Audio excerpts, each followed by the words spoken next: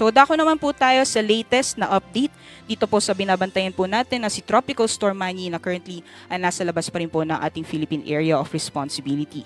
As of 10 PM po ay huling itong namataan sa mahigit 1,700 kilometers silangan ng Eastern Visayas at nananatili po itong tropical storm na may lakas ng hangin na umaabot ng 75 kilometers per hour malapit sa gitna. Pagbugso na umaabot ng 90 kilometers per hour, mabilis po itong kumikilos west-northwest as west-southwestward sa bilis na 30 kilometers per hour. Sa ngayon po nakikita natin yung mga kaulapan na dala po nitong si Bagyong Manny ay hindi pa nakakaapekto sa namang bahagi ng ating bansa. Ngunit dahil mabilis po yung pagkilos nitong bagyo, most likely within the next few days, possible this weekend, ay unti-unti na po nating mararamdaman yung epekto nitong si Bagyong Manny. At kung pumasok man po siya ng ating PAR, bibigyan po natin ng local name na si Pepito. So alamin po natin ang magiging pagkilos ni Bagyong Manny or papasok na Pepito sa mga susunod na araw. So nakikita po natin yung ating latest track forecast as of 11 PM, yung central track po ng bagyo, pati na rin yung forecast intensity ng bagyo. Based po sa ating latest na forecast track, maaring pumasok si Manny or si papasok na Pepito bukas po yan ng gabi sa loob ng ating Philippine Area of Responsibility. At kung nakikita po natin dito sa ating latest na forecast track, yung central track nyo po ay nagpapakita ng possible landfall scenario dito po sa may southeastern portion or coast ng Southern Luzon dyan po sa darating na weekend po yan, possible by November 16 or November 7. Based din po sa ating latest na track intensity forecast, bago po ito patuloy yung lumapit dito sa ating kalupaan, maaaring umabot po siya ng typhoon category bukas po ng gabi or Friday po ng madaling araw. Ngunit habang patuloy po siyang lumalapit, dahil nasa dagat pa po siya pagdating ng typhoon category, hindi po natin inaalis yung possibility ng rapid intensification or mas lalong bibilis yung paglakas nitong bagyo.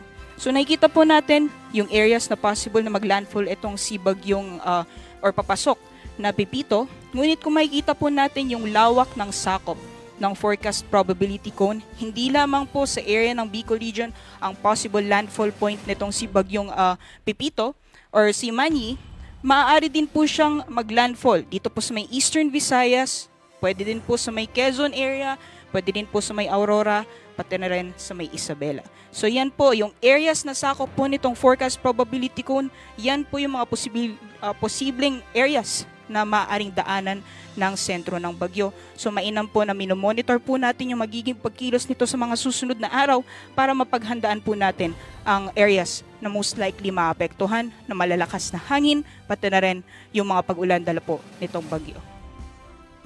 So for now po, based po sa ating pagtaya, mabilis pong kumikilos itong si Bagyong Manny sa ating kalupaan or papalapit sa ating kalupaan. So as early as Friday po hanggang sa darating na Sabado, unti-unti na pong mararanasan yung malalakas na ulan na dala po nitong si Bagyong Manny. Possible na po yung heavy to intense na mga pag-ulan sa bahagi ng Northern Samar sa darating na Biyernes ng gabi po yan hanggang sa darating na Sabado. At moderate to heavy naman po na mga pag-ulan sa Catanduanes, sa Samar, gayon din si Eastern Samar. So as much as possible po, pagandaan po natin yung mga posibilidad ng mga pagbaha, pati na rin yung pagguho ng lupa, especially po sa areas ng Visayas at Southern Luzon area.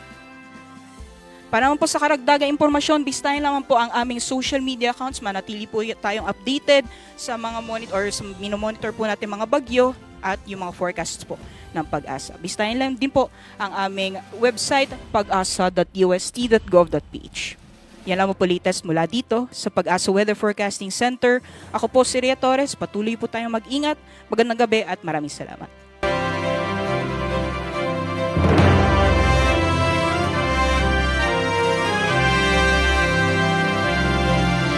Sa muli, maraming salamat sa inyong panonood at pakikinig.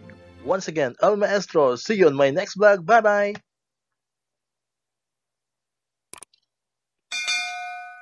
1, 2, 3, come on!